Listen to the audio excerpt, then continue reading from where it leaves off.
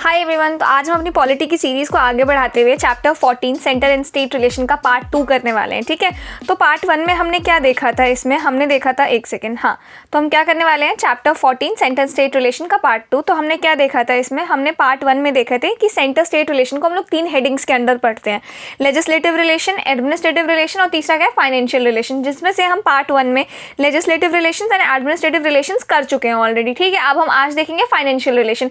एक बार फाइनेंशियल पे जंप करने से पहले इन दोनों को थोड़ा सा रिवाइज कर लेते हैं। तो हमने देखा था कि जो लेजिस्लेटिव रिलेशन के अंदर हमने 4 हेड्स के अंदर इसको पढ़ा था।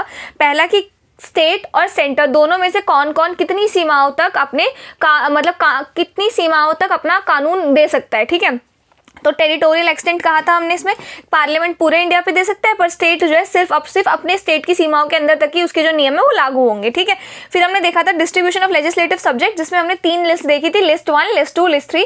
लिस्ट 1 में जितने भी सब्जेक्ट्स मेंशन है उस पर सिर्फ और सिर्फ पार्लियामेंट लॉ बना सकता है, लिस्ट 2 में जितने सब्जेक्ट मेंशन है उसमें स्टेट लेजिस्लेशन, और लिस्ट 3 में जितने मेंशन है कॉन्करेंट लिस्ट, उसमें दोनों ही बना सकते हैं। ठीक है, और दोनों बनाएंगे तो अगर पार्लियामेंट और स्टेट लेजिस्लेशन के बीच कॉन्फ्लिक्ट होगा तो पार्लियामेंट जीत जाएगा, पर अगर स्टेट लेजिस्लेशन ने उस बिल को प्रिजर्व करके रखा है प्रेसिडेंट की एसेंट के लिए और प्रेसिडेंट ने भी एसेंट दे दिया है तो फिर स्टेट जीत जाएगा। ठीक है, फिर हमने देखा था पार्लियामेंट लेजिस्लेशन इन स्टेट फील्ड, पार्लियामेंट जो है स्टेट की फील्ड में कितना एक तरीके से कितनी अपनी टांग अड़ा सकता है पार्लियामेंट स्टेट के लेजिस्लेशन के फील्ड में। ये हमने देखा था कि पार्लियामेंट किन किन कंडीशंस पे स्टेट लिस्ट में जो भी मैटर्स मेंशन है उन पे कानून बना सकता है। फिर देखा था सेंटर कंट्रोल ओवर लेजिस्लेशन, मतलब कि सेंटर कितना अपना कंट्रोल बना के रखता है स्टेट लेजिस्लेचर पे, कैसे गवर्नर्स कुछ बिल को प्रिजर्व करके रखते हैं और प्रेसिडेंट के पास पूरी वीटो पावर होती है उन बिल्स के ऊपर। ये हमने इसमें डिस्कस किया था। इसके बाद एडमिनिस्ट्रेटिव रिलेशन में हमने देखा था डिस्ट्रीब्यूशन ऑफ एग्जीक्यूटिव पावर्स, कि जिसने जिस लिस्ट पर कानून बनाया है उसको एग्जीक्यूट भी वही करेगा। फिर obligation of state and centres, यहाँ पे सेंटर्स आएगा। तो होता क्या है ना कि सेंटर्स की कुछ ऑब्लिगेशन होती है, कुछ नियम होते हैं जो स्टेट को फॉलो करने होते हैं, सेंटर ने कुछ डायरेक्शन दिया होता है जो कि स्टेट को फॉलो करना होता है, कॉपरेट करना होता है स्टेट को सेंटर के काम में, म्यूचुअल मतलब आपस में मेल जोल बना के काम करना होता है। फिर ऑल इंडिया सर्विस हमने देखा था कैसे फेडरलिज्म के खिलाफ जाता है। फिर हमने देखा था पब्लिक सर्विस कमीशन, यानी कि जो हमारे स्टेट पब्लिक सर्विस कमीशन होते हैं इनके मेंबर्स को, चेयरमैन को कौन अपॉइंट करता है और कौन उनको रिमूव कर सकता है। उसके बाद इंटीग्रेटेड सिस्टम हमने जुडिशरी का देखा था कि कैसे ऊपर सुप्रीम कोर्ट है, then high court and then lower courts. फिर एक्स्ट्रा कॉन्स्टिट्यूशनल डिवाइसेस, ये मैंने आपको कहा था बुक से पढ़ लेना, उतना टफ नहीं है। आज जो हम पढ़ने वाले हैं वो पढ़ने वाले हैं फाइनेंशियल रिलेशन। अब फाइनेंशियल रिलेशन अभी तक हम इतना जान चुके हैं कि लेजिस्लेटिव रिलेशन ये पार्ट 11 में मेंशन है, एडमिनिस्ट्रेटिव रिलेशन ये पार्ट 11 में मेंशन है, लेकिन ये जो फाइनेंशियल रिलेशन वाला चीज है ये है पार्ट 12 में मेंशन है। आर्टिकल नंबर 268 से लेकर 293 इस चीज से डील करते हैं। तो चलते हैं हम इसकी तरफ, थोड़ा सा फाइनेंशियल रिलेशन देख लेते हैं।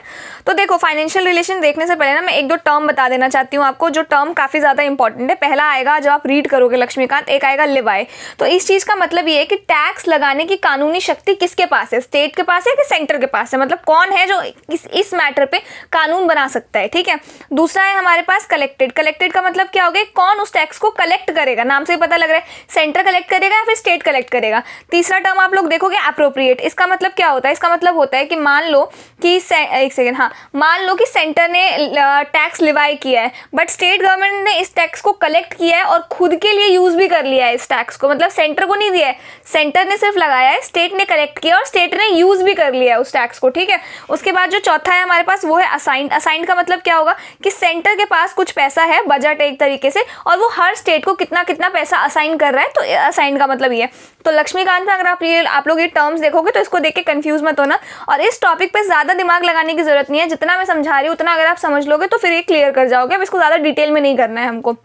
तो यूनियन लिस्ट पे जितने भी सब्जेक्ट मेंशन है उस पे कानून बनाने की शक्ति यानी कि लिवाई करने की शक्ति किसके पास है, टैक्स लिवाई करने की शक्ति पार्लियामेंट के पास है। सिमिलरली स्टेट लिस्ट वाले पे स्टेट लेजिस्लेचर के पास है।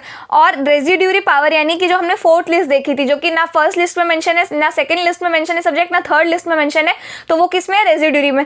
तो रेजिड्यूरी पे भी किसके पास शक्ति है, पार्लियामेंट के पास शक्ति है। इसके अलावा आपके पास एक और आता है कॉन्करेंट लिस्ट। कॉन्करेंट लिस्ट में ना कोई भी टैक्स नहीं है मेंशन, सिर्फ एक ही टैक्स जो कि 101 अमेंडमेंट एक्ट से ऐड हुआ था, 101 अमेंडमेंट एक्ट, इससे ऐड हुआ था जीएसटी। ठीक है, तो जीएसटी पे कानून बनाने की शक्ति किसके पास है, स्टेट और सेंटर दोनों के ही पास है। लेकिन हमने देखा था कि जो स्टेट तो बना सकते हैं जीएसटी पे अपने स्टेट के अंदर, लेकिन जब हम इंटर स्टेट कुछ चीजें भेजते हैं, गुड्स एंड सर्विसेज, तो फिर उस केस में पार्लियामेंट कानून बनाता है उस चीज पे। तो ये हमने लास्ट टाइम भी डिस्कस किया था। तो ये था हमारा फाइनेंशियल रिलेशन वाला चैप्टर, फाइनेंशियल रिलेशन वाला टॉपिक। अब देखते हैं इससे रिलेटेड क्वेश्चंस। अब ट्विस्ट ये कि मैं एक भी क्वेश्चन का आंसर नहीं करूंगी, आप लोग इनके आंसर कॉमेंट्स में लिखोगे और जिसका आपका सही होगा, मैं पिन कर दूंगी उस कमेंट को, ठीक है। तो पहला है which of the following provisions related to financial relation between the centre and the state. बताओ इनमें से कौन सा आर्टिकल है जो सेंटर और स्टेट के फाइनेंशियल रिलेशन से डील करता है। Article 268, article 280, article 312, article 275। तो अगर हमने देखा है अभी तक क्या देखा है कि जो हमारा फाइनेंशियल रिलेशन वाला है आर्टिकल नंबर 268 से लेकर 293 तक जो आर्टिकल्स है वो इस चीज़ से डील करता है पार्ट 12 में। अब ये देखो 268 फर्स्ट वाला होगा, 280 भी होगा, 275 भी होगा, लेकिन क्या ये वाला होगा 312? तो 3 वाला नहीं होगा। तो 3 ऑप्शन जहाँ जाए उसको एलिमिनेट कर दो, ये हो गया, तो बी ऑप्शन बच गया हमारे पास, ठीक है। उसके बाद the residuary powers under the Indian constitution are vested in. अब बताना रेजिड्यूरी जो लिस्ट होती है उस चीज़ पे कॉन्स्टिट्यूशन मतलब उस चीज़ पे लॉ बनाने की शक्ति किसके पास होती है? इन चारों में से आप बताना मुझे इसका आंसर। उसके बाद है हमारे पास the inter state council was establish under the which of the following provisions of the constitution. आप लोग अगर लक्ष्मीकांत ठीक से रीड करोगे तो इसका आंसर आप लोग दे पाओगे। नेक्स्ट है हमारे पास which of the following is true regarding the legislative relations between the centre and state. ठीक है, लेजिस्लेटिव रिलेशन वाले में क्या सही है सेंटर और स्टेट के बीच? Union list contains more subject than state list. अब आप लोग बताना मुझे इसका आंसर, ठीक है। उसके बाद in case of conflict between union and state laws on a subject in the concurrence list the state law prevails. क्या स्टेट जीत जाता है? तो देखो ये तो गलत ही है, तो सेकंड जहां जाए वहां एलिमिनेट भी कर दोगे ना, सेकंड सेकंड सेकंड, तो आपको सही आंसर मिल जाएगा ऑटोमेटिकली। इसके बाद है under which schedule of the constitution is the division of power between the centre and the state mention. देखो मुझे पता है अभी आप लोगों ने शेड्यूल्स नहीं पढ़े, तो मैं एक वीडियो निकाल दूंगी सेपरेट जिसमें मैं आप लोगों को जितने भी शेड्यूल्स हैं हमारे वो कवर करा दूंगी, ठीक है। फिलहाल के लिए इसको स्किप कर सकते हो आप, लेकिन ये पता होना चाहिए आपको। उसके बाद the union can legislate on a subject in the state list under the following circumstances. बताना है मुझे कि पार्लियामेंट किन सर्कमस्टांसेस पे स्टेट लिस्ट का कानून, स्टेट लिस्ट पे जो सब्जेक्ट मेंशन है उस पर कानून बना सकता है। If the Rajya Sabha passes a resolution by 2/3 majority during a national emergency with the consent of concern state. इन तीनों में से आप मुझे बताना कौन सी ऐसी सिचुएशंस हैं जिसमें जो है हमारा पार्लियामेंट जो है स्टेट लिस्ट में, स्टेट की लिस्ट में जितने भी सब्जेक्ट मेंशन है उन पे कानून बना सकता है, ठीक है।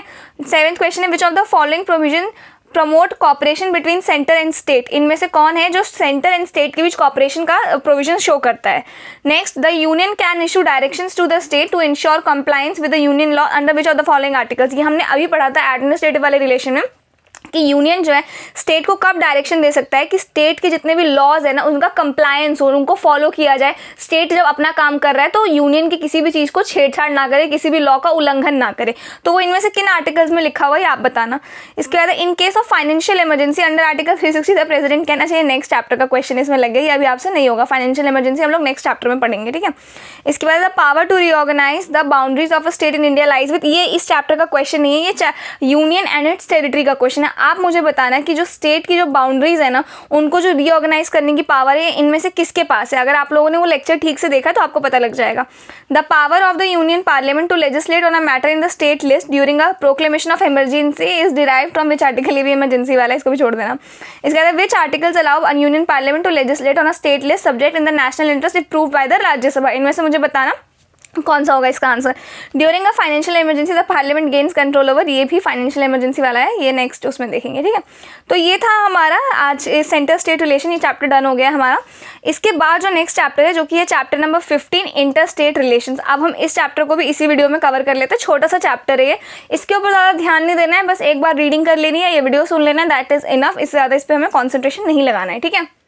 तो ये है हमारा चैप्टर नंबर 15, एक सेकेंड, हाँ ये है हमारा chapter number 15 inter state relations.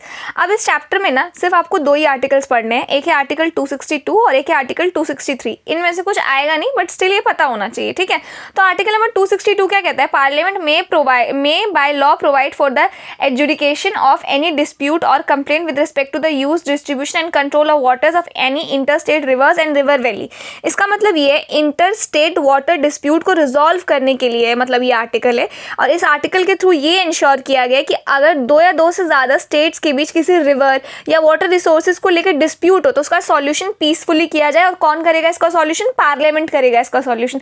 साथ ही इसका जो सेकंड क्लॉज है वो ये भी कहता है कि पार्लियामेंट में also provide that neither the supreme court nor any other court is to exercise during predictions in respect of any such dispute or complaint। मतलब कि पार्लियामेंट अगर चाहे तो ये कानून भी बना सकता है कि इस इंटर स्टेट वाटर डिस्प्यूट से रिलेटेड ना ही सुप्रीम कोर्ट अपना कोई डिसीजन देगा ना ही हाई कोर्ट अपना कोई डिसीजन देगा, बल्कि पार्लियामेंट का डिसीजन ही फाइनल डिसीजन होगा।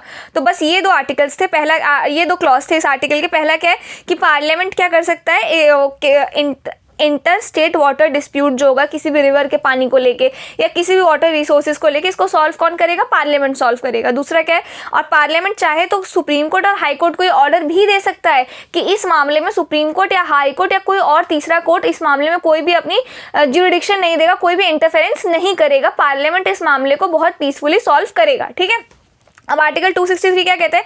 Establishment of an inter state council to affect coordination between the states and centre, thus the president can establish such a council if at any time it appears to him that the public interest would be served by its establishment। मतलब कि अगर मान लो parliament से भी वो matter solve नहीं हुआ तो प्रेसिडेंट क्या कर सकता है? एक इंटर स्टेट काउंसिल को बिठा सकता है और इस मैटर को अपने अकॉर्डिंग सॉल्व करवा सकता है। That's it.